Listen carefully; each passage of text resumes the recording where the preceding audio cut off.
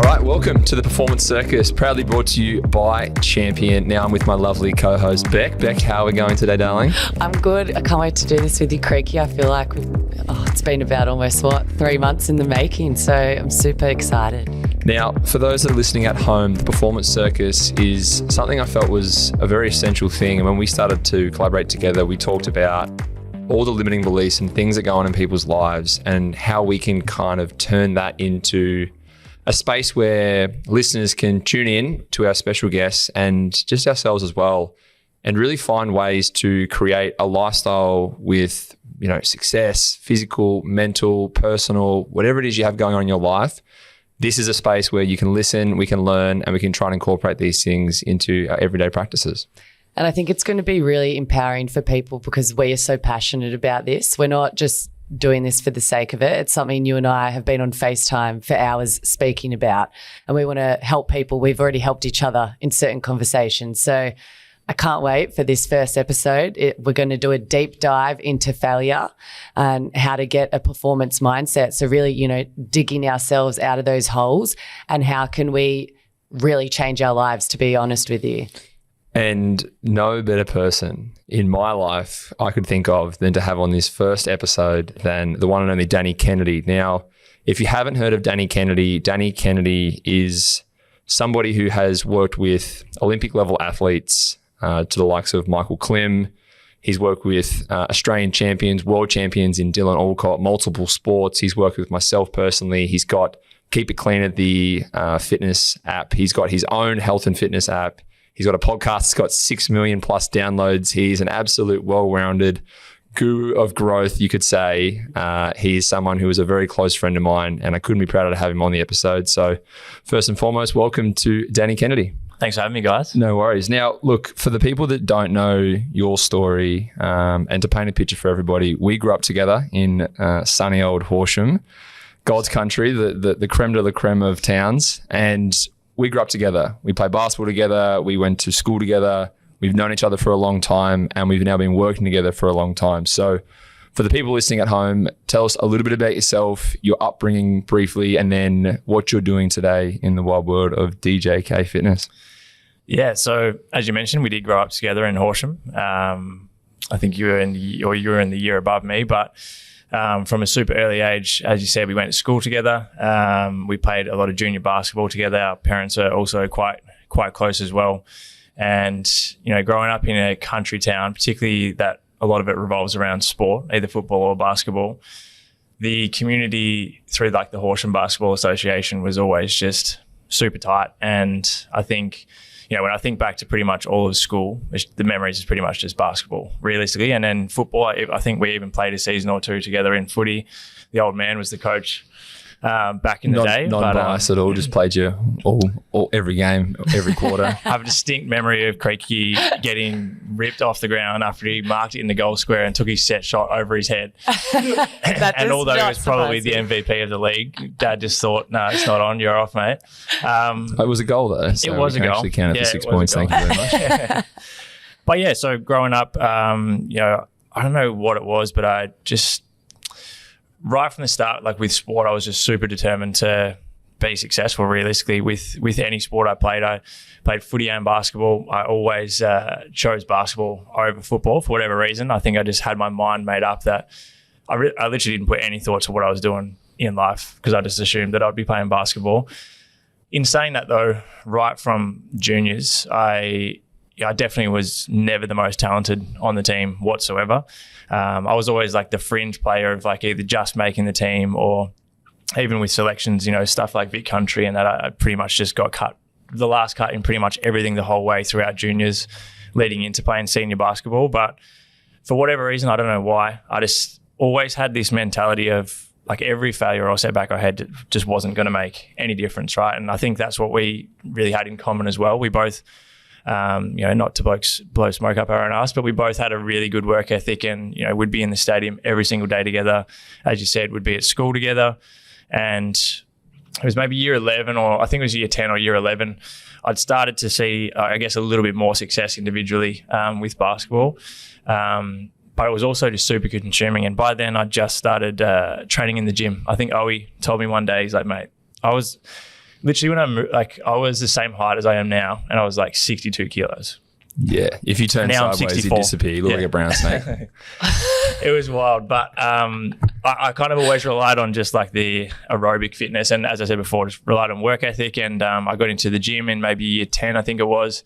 Hated it, but then very quickly fell in love with it. I think it was purely because through the sport stuff, as I said, it was just a whole lot of, I guess you could say, heartbreak or setback in those environments. And the gym for me was something that I knew that I had complete control over whether or not I saw progress or results, and I could really use my level of discipline to change not only my physique but mentally as well, because I was growing up, I was super anxious, cared a lot about what other people thought of me, and just I wasn't shy, I was just anxious realistically.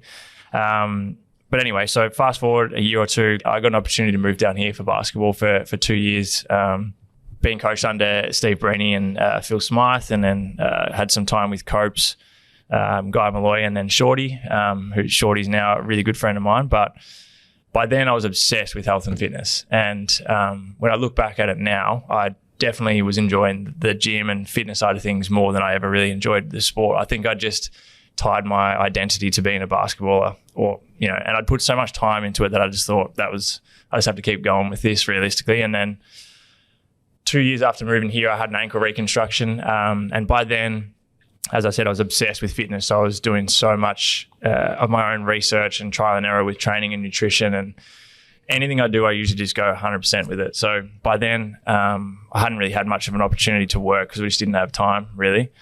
And then had the ankle reco, started my business as a PT, because I did that separate to school in year 11 online. I think it was through the Institute of Fitness. I just did it online. I don't even know why I did it. I think I did it just in case I ever wanted to train anyone on a weekend while I was a professional basketballer. I've been there too. Yeah. It's something you have to do though, right? Like you've gone through this whole process of finding out who you thought you were, realizing that you're not that person at all. And then you're now thrown into the world of being an adult, which none of us are ready for. I'm sure Beck can speak on this, but when you leave university, when you leave high school, you get thrown into the mix. And when you're in pro sport or you're not, sometimes it's not enough to get by. And you can speak on this probably a lot better than I can, where you've got to go find your own way and you've got to start creating opportunities for yourself. 1,000%. To be honest, I probably only started adulting like a year ago. I actually moved out home underneath, my parents' wings. But I guess as a female athlete, we're not as lucky to be paid like the same amount. So you've got to find other things that you're good at. And I really resonated when you said, I'm more than just an athlete. I provide other things. For so long, I was Beck the basketballer. Yeah. And I don't think it was till, I'm going to be honest, probably a couple of years ago, I was like, hell no, like I'm way more than that. I'm a daughter, I'm a sister, I'm someone who's, really driven, this, that. And I was like, that was actually empowering to accept that and I guess take that on. And for you, I'm really interested through that early part. What do you think your biggest failure was?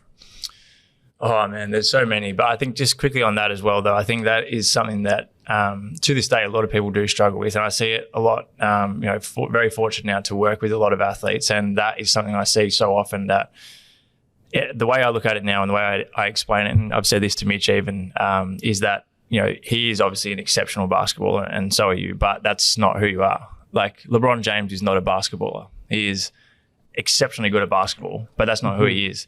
And if you can separate those two things, then, because if you don't separate them, that's when people get so lost when they finish their career, or if they have an injury, or if things aren't going their way. And in the end of the day, it's just this story we tell ourselves, right? Like even when I decided to stop playing basketball, I was literally thinking like, all right, well, all my friends I've kind of met through basketball, everyone back home, and I'd moved to Melbourne as well. So it was like everyone back home is going to be like, what the fuck? I just thought that my whole identity was wrapped around basketball. Mm-hmm. But then obviously and that period after this ankle reconstruction was like at that point I was like borderline depressed, because I was like, I'd gone from just living and breathing it to just not doing it at all. But it was the biggest blessing in disguise. But to answer your question, I think it was just a collective of failures. Like when I tell you I missed out on that many sides, I mean like every fucking side. Like I remember one distinct time, And again, I don't know what it was. I literally not once ever thought to myself after like these getting cut and all this type of stuff, I would never even crossed my mind to be like, all right, fuck it, I'll go try something else. It was like, I don't know why, but. Did you find having that chip on your shoulder, because I feel like similar, I was like, I want to prove you wrong. And that's what made me better, because you and I are doing the extra work. That's what separates us. And I guess I always still had that belief that I was better than you, if that makes sense. Yeah, a little bit of that. But when I think about it now, it was almost like for me to stop, that was the failure. Yeah. So I was like, if I miss team or if I don't play minutes or if I miss shots or whatever, I'm like, that is not failure. But if I decide that I'm going to let that get the better of me and I'm just going to give up, then that was a failure for me. So there was this one distinct time where I can't remember whether you were still around or whether you'd already taken off and we're at the AIS or maybe even with the Sixers, but we had this selection for state. And this was at the point where I felt like I'd worked my way up to the point where I was like close to getting picked. I was in ITC at the time or whatever. We had this camp and did pretty well at camp, and then it got to the selection process and we had like maybe 2 cars that went from Horsham, like just with all, like there was maybe 6 or 7 of us that were at this selection thing, and I was literally the only person that didn't get picked. And the ride on the way back home was just fucked. Like no one said a fucking word, no one wanted to say anything, and it was like that was the time where I genuinely thought that I'd probably done enough to make it, and I'd kind of thought that I was going to, and then I didn't. But to be honest, like the biggest setback or failure, I guess you could call it, was having that ankle reconstruction. Because I was like, all right, I feel like I've improved a lot in the 2 years here. I couldn't do shit for myself when I lived at home, and I'd moved out of home straight after school to move here, and felt like I'd built up a lot of skills. And in terms of just life skills, as you mentioned before, I did fucking nothing at home. So I'd been forced to like figure all that out pretty quickly. And then when I had this reconstruction, I was like, well, I hadn't considered anything else. So I was like, what now? And I've had this conversation with Mitch about a number of different things. But now when I look back at it with perspective, like all of the worst things that ever happened to me, or all the biggest failures or the biggest disappointments, all needed to happen for the greatest things to happen. And now when I look back at them, without any of those things happening, like all of the good shit in my life now wouldn't be here. And even like with business and everything now, like without all of those lessons of not getting selected or not playing minutes or whatever it is early on, I feel like my attitude towards stuff would be different. Whereas now I genuinely have I can confidently say I have zero fear around like failure or rejection or setbacks or anything whatsoever. And I think that has been one of the things that's like kind of separated me from other people, because now when I see certain people, whether it be with sport or business or relationships or anything, like starting a podcast, so many people are just paralyzed by the fear of what if it doesn't work. And I think people really start to understand that the way I look at it, hopefully this is answering your question, I feel like I'm just rambling here, but the way I look at it is that when you have a fear of failure, rejection or setbacks, so let's say starting this podcast and you don't start because you don't think you're going to be good enough at it yet. By not starting, you're in the exact same position as you'll be in if it does fail. Yeah, I love that. So the outcome is already a reality. So it can only get better. And, if you're waiting to do anything until you're ready, then it's already too late. So it's like when you can look at failures or setbacks as lessons and just, attempts. So like if you're going towards anything, as I said, business, sport or whatever, if there is a failure or a setback, it's like it's only an actual failure if you give up then. Yeah. Otherwise it's an attempt, like attempt number 1, number 2, number 3, or it's a lesson. And if you can have that perspective, then I reckon you're pretty much unstoppable. And I think that's what a lot of people don't understand, is that everyone they see to be successful, whether it's yourself, Beck, myself, whether it's LeBron James, Michael Jordan, all these fabulous people we see and idolize through our entire lives, they don't understand like everything that went into it. You look at and you investigate and you start to study what actually went on, what happened. And then you see Netflix and ESPN 30 for 30s and all these different things where it tells a story. Yeah. You don't realize that every single story is built upon immense failure, deep, dark secrets, attempts where, someone takes from you or it just doesn't work out. And those things happen over and over and over again. I've never met anyone in my entire life that's gone, hey mate, you know what? I started this business and I'm making $100 million this month and it's just awesome. Oh, and Nothing's guess gone what? wrong. Someone just said, here, have a Ferrari, here's some keys. Like it just doesn't happen. Yeah. And even for me in my life, I find that people perceive like, oh, you just always had this. It was always like that. And we've had this conversation so many times and you laugh at it because it's not what it seems. And then there's so much time and effort and work, and it's the mental side more than anything. Failures are one thing that everyone fears, but the mindset is what is the most important thing around those failures, because without the failures, you don't get a stimulus response for, actually, no, that was a good thing because 2 months later, I had this transitional moment and now I'm in a beautiful state of peace or opportunity. And I think that's what you've been able to do now in your life. And I think if we fast forward to what you do now, like you've got a podcast, the Fitness and Lifestyle podcast by yours truly yourself, but 6 million plus downloads. You've reached a worldwide audience. Round of applause. We're at no views right now and we're starting our journey, but we've literally chosen the most podcasted human on the earth to do. But then you turn around and you've worked with Olympians, Australian level athletes, international superstars. You've worked with, TV personalities, every single kind of human on this earth. What do you think is a few of the contributing factors as to what makes those individuals or those businesses and companies that are ran successful, and what separates them from everyone else who has those, as we've talked about, limiting beliefs? Yeah, I think the answer that pretty much applies to all of them is, and it's typically the answer that people don't want to hear, but it's just doing the small efforts consistently well, just on a daily or weekly, like just on a consistent basis. So the small things done exceptionally well consistently over time just compound. So podcast is a good example. I started that, we're just about to do episode 500 before the end of this year. For the first 12 to 18 months, mind you, at this stage, fucking no one even knew what a podcast was pretty much. But for the first 18 months, I think I had a total of about 500 downloads. And it hit a point where like the monthly downloads pretty much just stayed the same, like literally give or take 1 or 2 for 18 months.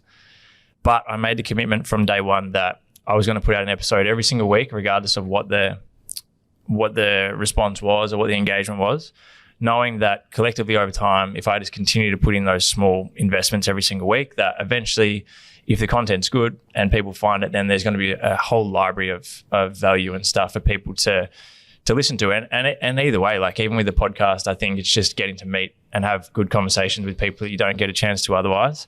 That's why I love it so much. But I think there's a stat with podcasts. I'm going to stuff it up, but it's like, I think it's 95% of podcasts don't make it past episode 5 or 10 or something along those lines, right? But everyone after that has a chance of blowing up. Yeah, and it's the same with businesses. Like I think it's most people who start businesses don't last longer than 5 years or whatever or something like that. So whether it be that, whether it be opportunities to work with athletes and stuff like that, which I'm very grateful for, it all has literally just come down to just an immense amount of consistency and compounding efforts of all the small things that people probably know needs to be done, but people want shit to happen in a really short period of time. Whereas I've always had like this expanded horizon of like how long I'm going to allow for things to work out. And that's what works in my favor, I think. And then, even the opportunities with work, it has come back to what we started with. It's like reaching out to people who have never met you before and offering value for free and being, willing for them to say no or to leave you on red and just offer value and just put yourself out there. Because if you don't fucking ask, then you're never going to know. Like I've had, even this year, I reckon there's probably been 5 guests on the podcast who I've been following up with every 6 months for like probably 3 to 4 years. And it's just finally like, they've finally said yes, or like the show's gotten to the point where I can add enough value where they are going to come on. But it's like, if they say no and I just go, I'll crack the sides and act like I'm like play the victim and talk about it, and then it's never going to happen. So I think with all of the stuff that I get to do now, I do feel very lucky and grateful, but without like sounding arrogant, at the same time, I also know that it hasn't just happened. As you said, it's happened because of all of the time and effort that I've put in, and that has now kind of just clarified for me that that's something that can't just stop now. As you would know, it's like you don't make the NBL and then you just fucking train once You a just week hear- and suit up on the weekends. It's Yeah. like that's when the real work actually starts, and you got to keep leveling up and keep fine tuning and keep doing what you did to get there. And if you can do that and you can continue to show up, and as we said before, if you don't just let a setback or a failure completely derail you for good, then I genuinely, like I said it before, I think you're pretty unstoppable. I'm like, there's so much that can happen if you just have the patience and the consistency over time. And, you know, as I said, like Beck, we don't know each other super well, but I would imagine you'd be exactly the same. Like that's what I've always admired about you is that, Mitch, is that you have always just been consistently putting in the work time and time and time again, and it hasn't stopped. It's just amplified the further you've got throughout your career. And as I said, I'm sure you're exactly the same. But as I said, it's just typically stuff that people don't want to hear because it's the harder option. But there's literally no secret to success, I don't think. It's just, as I said, it's the stuff that people know they need to do, but aren't willing to do it or aren't willing to have enough patience to allow it to play out. Speaking about your journey from, I guess, where you started and what you were doing to now and how almost like you've evolved as a person. Obviously did a bit of research as well. And you said in 2017, that's when you fully started your like meditation mindset. I've tried a few times, like I can't sit still, and I think it's like That's ADHD. Yeah. That's undiagnosed. Undiagnosed. But Self-diagnosed. Just got diagnosed. You've got ADD. But do you think that has really changed the game for you and how maybe you see a failure or a setback? Does your mindset work differently now since you, I guess, implemented that into your like living day-to-day regime? For sure. I feel like over the years, particularly since I've started the social media stuff, my business or whatever in particular, I've always just, the way I look at it is that I go and try something, experience it, share my experiences, and hopefully that adds value to people. And so it's pretty much just been like a path of my life through social media, or if I know someone, then personally, obviously. But at about 2017, I was basically all physical. It was like work harder than anyone else. And I still think work ethic's important, but there was no mental side to it whatsoever. So I was just pretty much just burning the candle at both ends. And then it got to the point where, again, I was like quite anxious, whatever.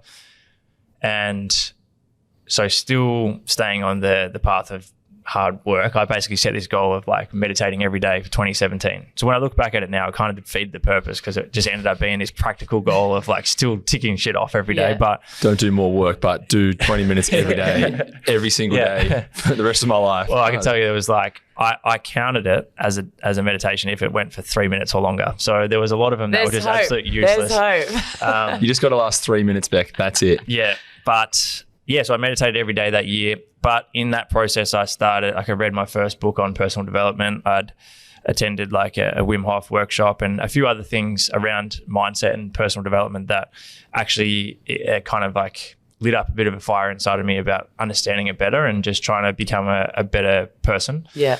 And then the more I continued to dive down that rabbit hole, I just learned more about meditation and also gained the understanding that, you know, I explain this to a lot of clients now, and this will probably help you, is that the harder you try at meditating, the worse it's going to be. And literally just like anything else, it's pretty much, it's kind of a skill. It's like we don't expect to be good at anything in the space of a few weeks, realistically. Yeah. Whereas meditation, that may take a little longer, but at the same time, it's like, if you're judging your meditation as good or bad, then it's kind of defeating the purpose. So as I learned more about meditation and how to actually use it for certain purposes and stuff, like before it was more so about just switching off and trying to sit still for a little bit. Whereas now I genuinely use it. And this has come with a better understanding of, you know, the law of attraction and law of vibration and all this stuff as well. But I use my meditation now realistically to kind of create my future. And I know that for people who haven't experienced meditation much before, it might sound a bit stupid, but now it's literally just becoming completely present. It's starting to visualize like any successful person does, or anyone who has stuff in their life that they've always wanted. It's visualizing exactly, you know, what I'm trying to attract. It's trying to feel those emotions before it's happened.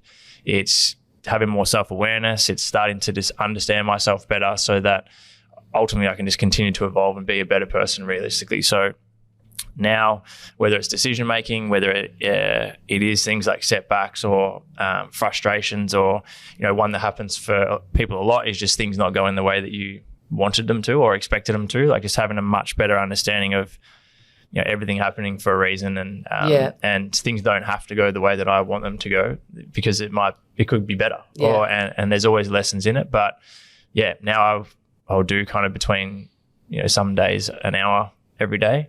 But the difference now is that I genuinely look forward to it, whereas before it was like, I just need to tick this shit off and get it done. But I genuinely really, really enjoy it now. And, doing more mindset coaching as well, it's been really, really cool to be able to explain it properly in coaching sessions with clients, and whether it be athletes or just Gen Pop people as well, and see how much of an impact it has on their life when they're able to just really start to get intentional about what they want their life to look like and aligning themselves with that outcome, and just having better self-awareness and actually being intentional about what kind of frequency you're showing up with every day. Because I think a lot of people are just on autopilot, or have a lot of levels of conditioning. So they just think their life is the way it is, and that's the way it's always going to be, and there's no other way for it to be.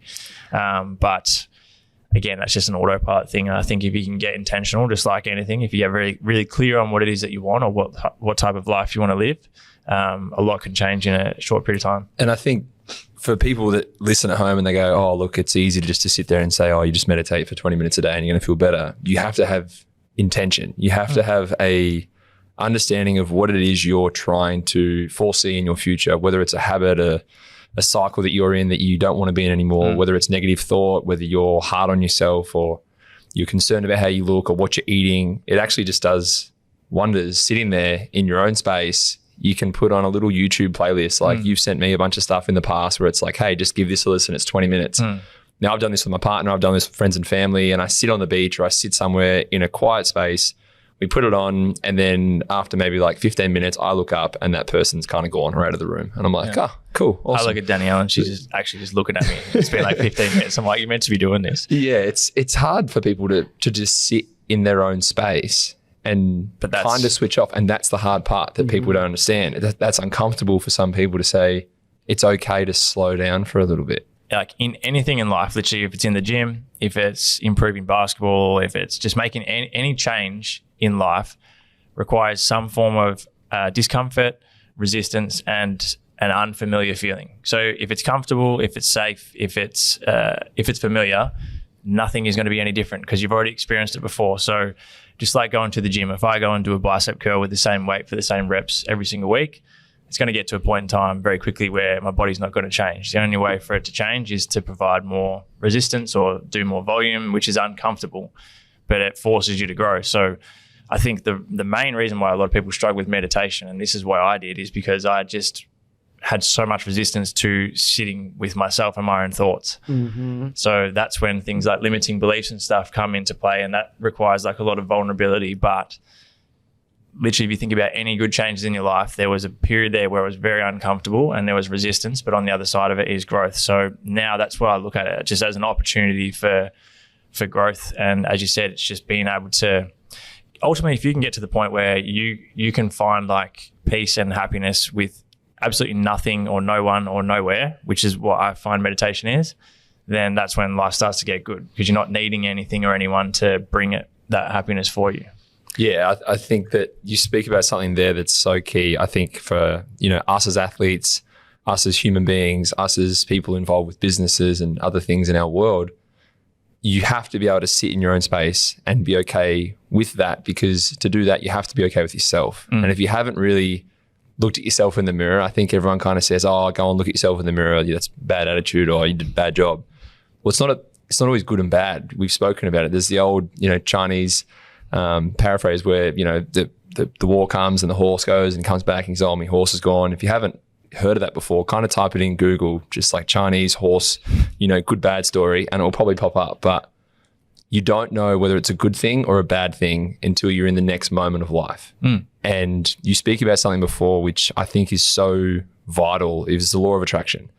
Now, I know we've done some work on this, but law of attraction is a little similar to sitting in a meditative state and, being with yourself. But just quickly touch on that. And then I want to try and get into some other things that you are doing, you have done and what you are doing moving forward. But the law of attraction, law of vibration, what is it for people that aren't really aware of it?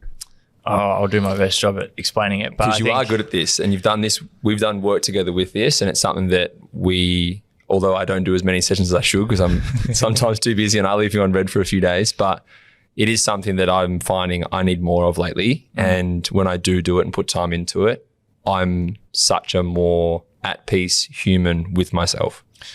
Well, I think, firstly, I guarantee both of you have done this, whether you're intentional or knowingly doing it or not.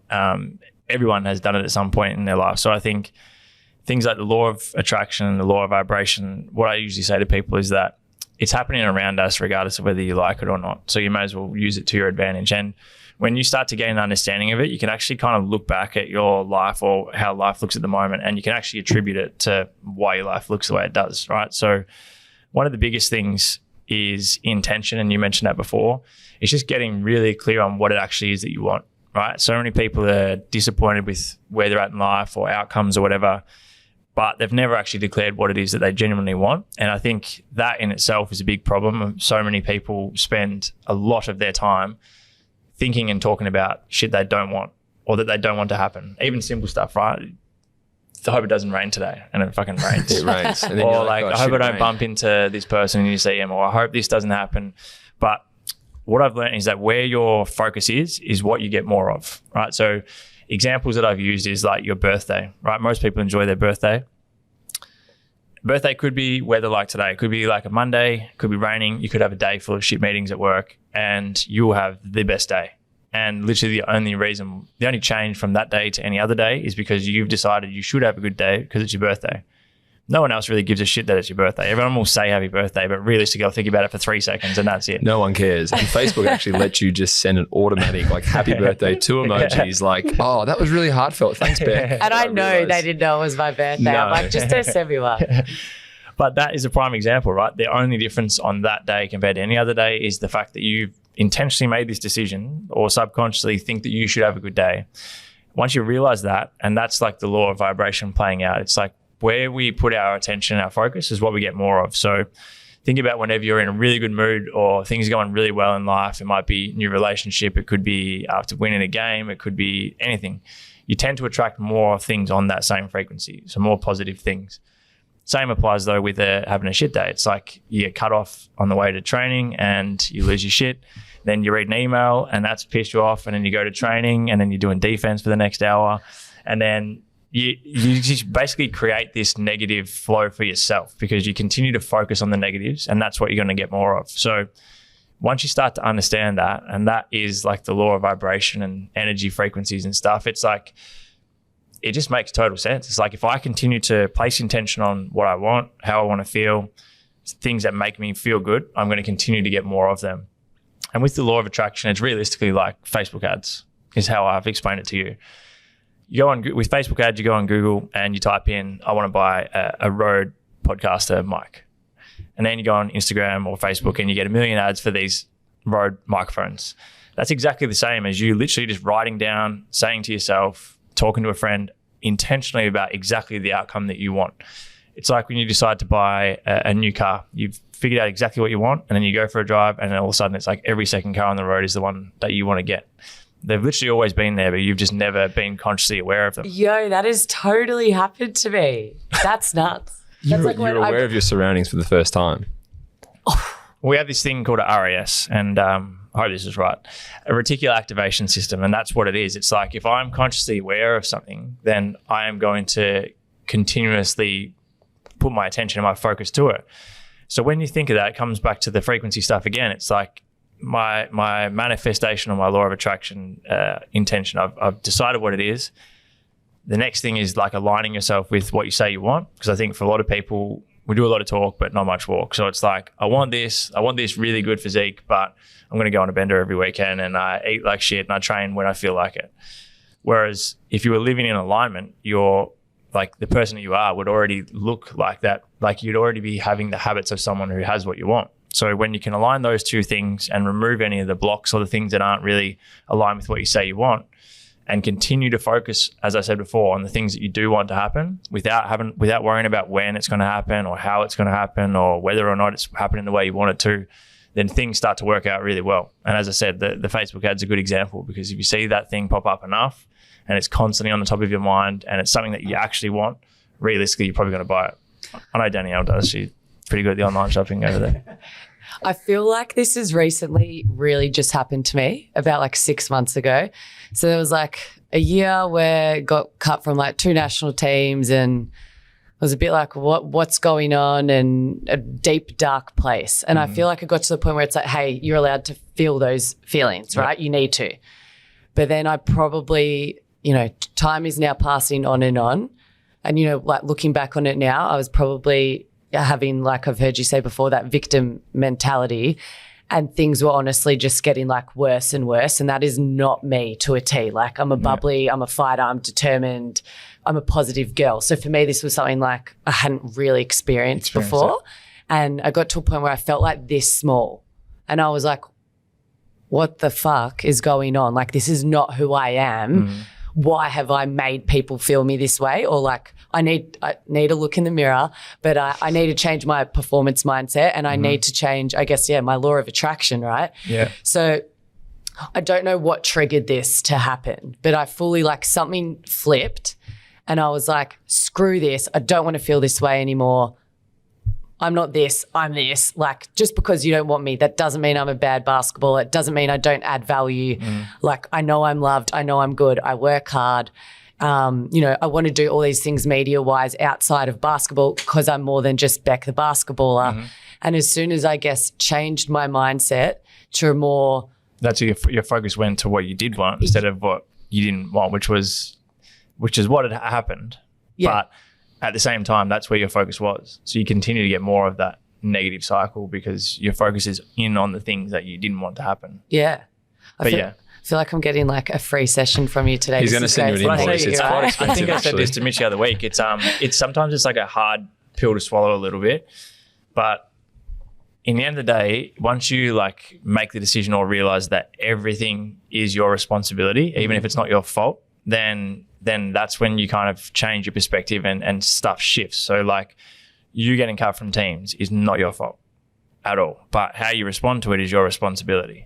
So most people don't take the responsibility, and that's what leads to that victim mentality, right? But then in the end of the day, like, the continued shit afterwards is their responsibility. It's not the fact they missed a team or, whatever it may be, you lose your job or break up with your partner or whatever it is. It's like, it's not your fault, but it may not be your fault, but it is your responsibility about like what you shift to next. So then shifting your attention to what you do want, I would imagine has drastically changed how you feel. Nuts. I feel like I was in a deep, dark hole, which I've never been in. And now I'm like light at the end of the tunnel. And like, to me, it's sunny outside. Like, but I think accepting that is powerful. Like you said, accepting that responsibility, it's on me. And I actually found like the people who I surround myself with, if you have the similar mindset, you're going to help me grow and I'm going to help you grow. And I feel like who I surround myself with has made an absolute difference in my life right now. And that can refer to, yes, being an athlete, but also if you're starting a business. Like my partner was starting a business, and it was crazy to see how, once he was like, I'm not going out on weekends, any spare minute is on the business. It was very interesting to see who's your actual friend and who's stuck around and who's just there for the good times. That was interesting as well. But do you feel like you've ever made any cuts in your life to your like friendships or, I guess outside influences because I guess they weren't serving you a purpose anymore? Yes and no. I think I wouldn't say there's been like any drastic cuts off of people. And I think with that as well, because, I literally say to clients now, sometimes I'm like, it could well and truly be like your parents or your brother and sister that are literally the thing that needs to be not removed, but like it's your responsibility to like surround yourself with people who are going to actually allow you to elevate your frequency or whatever. So I feel like I've just been very intentional about who I do surround myself with. So as you said, whether it's I like to look at it like I'm trying to normalize much bigger ways of thinking or normalized ways of life that I aspire to. So if it is starting a business, it's trying to network with people who have done incredible things and just feed off their energy. It's being around people who are motivated. It is your responsibility to selectively choose who you surround yourself with, because that does make a big difference. And it can even be like content online too. It's like the amount of people that watch the news every day and are just miserable. It's like, well, you purposely chose to put this on knowing that it's going to be full of negativity. Or Instagram, it's like following accounts that piss you off. It's like just unfollow the account. But I think it makes a huge difference if you have like two groups of people and there's someone in each group that wants to start a business or whatever it is, be successful. One group's surrounded by unmotivated people who just drink, inspired to do anything and talk shit about people behind their back and always victim mentality. This group over here is full of people who are motivated, inspired, who do stuff for other people, who are working on themselves every day. Pretty obvious which person's going to have more success or growth or happiness. So I think it's absolutely massive who you surround yourself with. Like the saying of, the product of the 5 people you surround yourself with or whatever, I think it's so true. And obviously it still requires you to do a lot of the work as well. But what you're talking about is literally just the law of vibration. It's like everyone's been in a room with someone who you don't even need to speak to them and you just feel good because they're in there, or you can just feed off their energy. Yeah. But then the same applies the opposite way around. So it's like if you're around someone who is in that victim mentality or who is, resentful towards other people or who isn't inspired or who has a lot of limiting beliefs or insecure or whatever, it's like you feed off that as well. So that's where it becomes your responsibility to be selective with what you are surrounding yourself with. But yeah, it's so powerful. I think that's why one thing, hand hug, going to get emotion. You got to get it. Here you go. But I feel really blessed to do this with you because I think obviously I feel like we've reconnected again, but Creaky's someone who is like, I literally got off the phone a few times and I was just like, this dude is nuts. Like you know so much. You have so much knowledge, so much power. Like you've inspired me a lot in the last like couple months leading into this. And I was like, Creaky is someone who I think now was going to be my good friend for life. And I feel super blessed because there's just something about you. Like you said, I can't necessarily say what it is, but I'm like, you've got my back. I've got yours. Like, let's go to war together. We've had similar things happen to us, which I think you can connect on. But it's like, it's a special feeling knowing like, damn, also people don't know enough about you and like people need to stop judging books by a cover because you take the mask off and he knows so much. He is so smart and he has so much to give, but give that person time. 100%. Yeah. I have this conversation with people all the time about Mitch, like whether it be with clients who I work with, whether it be with my partner, whether it be with whoever. I'm like, he's literally one of my best friends, but at the same time, it doesn't matter whether he's met you 5 minutes ago or 15 years ago. He gives everyone the time of day, and that is infectious. And there is a reason why people who know him well rate him so highly and have so much respect for him. And it's just, if you can just be a good person and you're willing to have time for everyone and, you do put your intention on those positive things and, you can stick to your word and be someone that can be kind of like trusted or relied on, then it's hard to find. But, that's definitely you, mate. And that's why we did the performance circus, so I can get hyped up like that and feel good about myself. You just want to give me that cash up. Yeah, I'll slip you a couple of hundreds. Look, it's a good segue. Then I appreciate the words, and I think it's something that I've worked so much on. It's about, Dylan Brooks in the NBA. Everyone would know who Dylan Brooks is. He now plays the villain because he knows that he's being portrayed at that in moments, and he's kind of like, I'm okay with who I am, and that's cool. If I'm going to be the villain, I may as well be the best damn villain ever. I might as well be Bane and the Joker and, everyone all together mixed up in one beautiful, crazy sideshow. And that's what he's now marketed himself as. And he's accepted who he is. Now, I'm not saying that I've gone out and tried to do any of that at all, but I think people only show you so much of what they want to see because like we've known each other for a long time. Beck and I have known each other for a long time, but it's the first time I've ever had conversations with her about like life and real shit. Not like, oh, I had 20 points on the weekend and we won. Like, how good's life? No, that's a byproduct of consistent hard work over a long stretch of time. And it's not a coincidence that we're both in positions in teams sport where we are successful. Now, I think what people have to understand is you're only standing in your own way.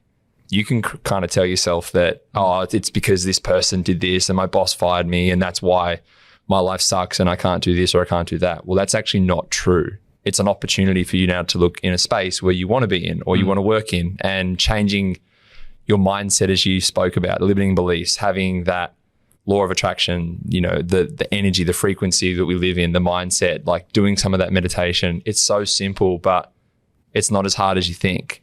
It's also the vulnerability too, right? Like, that was one thing I didn't mention in your little rap before. It's like, you are an extremely honest person to not only to other people, but also about yourself. But vulnerability, like, is an actual superpower. It's wild. And part of the vulnerability thing is, and I talk about this a lot, it's literally just doing like a regular stock take on your own life. Because as you said, you can start to create these stories, whether it's limiting beliefs, whether it's, you know, playing the victim because things haven't worked out the way you want and you're not taking any responsibility for yourself. But if you can be completely vulnerable, then that's when people genuinely get to know like the real you. And I think it's also like one of the fastest ways to build on your own like self-belief and confidence too, because it's hard to be vulnerable, particularly if you haven't done it before. Like in some of the coaching sessions I do, I'll get like people in a big group on a Zoom call who've never met each other before. And like in one session, they're like crying because it's like you're making them all, not making them, they don't have to, but they are all like talking about something that they are extremely vulnerable about, whether it's a self-limiting belief or whatever. And you can literally just see across the whole group, like as soon as one or two people speak about theirs, everyone just like lets their guard down and opens up. And then that's when like life starts to get really good, because then you're not trying to like, you're so much more authentic. And if you can be authentic, then, you know, if you're trying to please others or stick to this little role, it's like you're always showing up as someone that's not you. Yeah, I heard this thing years ago and it was just like, it takes one courageous moment to change a lot of people's lives. Shit, yeah. And that resonated with me because I've been through some pretty fucking wild shit and I've had to be booed off courts. I've had, you know, projections thrown at me left, right and center. I've had people that have never met me threaten to kill me. I've had people trying to, you know, just vandalize stuff. Like, it's been pretty hard. And if I didn't have all of these little tools just to kind of get me through the days, I wouldn't be here today. And I've spoken about it in the past, but I think there's so many people at home that sit there and say, oh, I'm limited by this and these are the reasons. And we now have a few little answers to streamline, I guess, your success moving forward. But for that whole scenario to take place, you've got to actually want to change. You can stay in one stagnant area for the rest of your life and then you just die and no one comes to your funeral and you're just a piece of rubble in the ground. Like, that's not a way to live. There's so much out there for people to experience, but we have to want to experience new things. So I think this is a great platform for us to kind of share some of those things. I think segueing into like one of the quotes we had, and this is one brought to you by Champion, one of our amazing sponsors we've got on the podcast. First episode and we somehow have an amazing sponsor already. So shout out to Champion for their support so far and their continued support. But I think we've kind of already answered this, and we're going to read you a quote, and it was, "Don't judge me by my successes. Judge me by how many times I fell down and got back up," by Nelson Mandela. And we were going to ask, how does this kind of resonate with you and why? Now, I think we've already answered that. Like, it's been an amazing story, an amazing journey of, I guess, who you've turned yourself into, and you're a role model for so many people. There's so many things you do. You have Keep It Cleaner, which is an amazing product. If you want to just talk about that quickly, and then I want to obviously segue people to your podcast, your socials, who you are. But before we get to there, we've got the quote. We do have, this is a small plug for Champion. They've decked you out with a kit. So next time I see you at our lunch, you better wear this whole kit. I will, 100%. And we're going to tag the Performance Circus and Champion. I will actually wear the whole kit next time I see you. I'm potentially going to wear the whole kit. You have to leave the tags on. Even though there's a price tag on here, this is the most expensive hat you've ever seen. I'll put a few zeros on the end of it. Perfect. Beautiful. Thank you very much. So Keep It Cleaner. Talk to us about that. It's something that's turned into an enormous platform. What is it and how can we find it and access it? Keep It Cleaner. So similar to what we talked about at the start, I'd connected with, I can't remember how it actually started. I'd connected with Michael Klim. I'd become good mates with Michael Klim, and he Casually, just Olympic swimmer, like no one in particular, just Climmy, my boy. He brought in a mate one day, and Dalton, so it's Laura Henshaw's partner, Dalton, and I'd started training Laura for a little bit, and then her and Steph Smith had some success, or a lot of success, with this ebook at the time, I think it was, and they both had pretty big followings on socials, and that was at that period I just started putting a lot of content out around like why females should lift weights, and I'd had a lot more like female clients that were starting to come in and learn how to train properly. And that is something I know this is going to be very triggering for a lot of people to hear, but if you want to, you can definitely say this, but the whole myth behind like women shouldn't lift weights because they'll get bulky and big. Like I am obsessed with the gym and I love it. And go back to something you said earlier, like I had some ACLs that I needed reconstructing and just shit knees. And that changed my life, going to the gym, because like you said, it's something you can control, and also was a safe space. And I say this saying all the time. I'm like I've been trying to get big for like fucking 12 years, right? It still hasn't happened yet, right? So it's like when girls say to me that they don't want to go to the gym in case they get big and bulky, it's like saying you're not going to drive to the supermarket in case you become Daniel Ricciardo. Yeah. It's not going to happen. But anyway, yeah, so I was training the girls, and then they launched their app in 2017, and they asked whether I'd be interested in programming for it. And obviously I said yes. It was a great opportunity, and I was really good friends with both of them. So they launched the first version in 2017. Very quickly after that, they kind of shifted it across though with an initial company, and then went out on their own. And yeah, grateful to have been kind of part of it up until now. It's grown like so much. It's wild how much it's grown. We kind of caught up with them just the other day, and we're talking about how much it's evolved since that first one, and like even all the filming and stuff of it now has just evolved so much. But for me, it was just a good opportunity to share value with an audience that I didn't have, pretty much, like through their audience already, which was a lot of young females. So it was good for me to be able to teach them all the good habits right from day one, because most of them, initially the app was very much targeted towards people who hadn't been in gyms before, or were just starting out their training. So that was really good, and over the years just evolved a lot now. So got a gym program, and we've been able to travel a lot, and it's just been cool to have that impact on an audience that I probably wouldn't have had otherwise. And yeah, it's been great.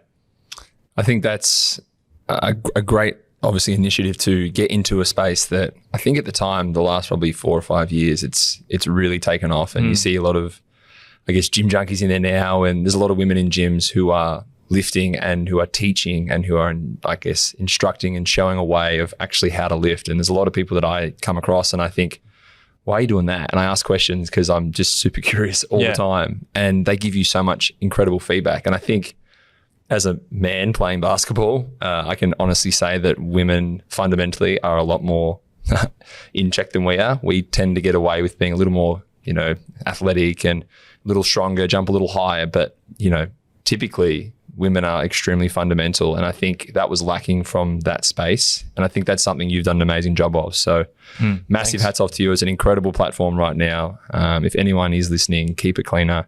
This is definitely a place that you want to check out. But I guess in saying that, today has been obviously the first of many for us. We are so lucky to have you on. I'm so grateful to have you in my life.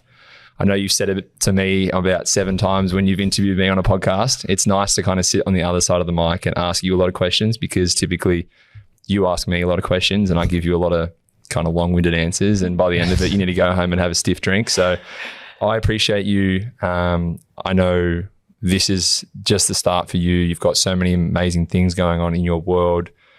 Just recap quickly what you have going on, where we can find you, things that you do offer as a part of Danny Kennedy.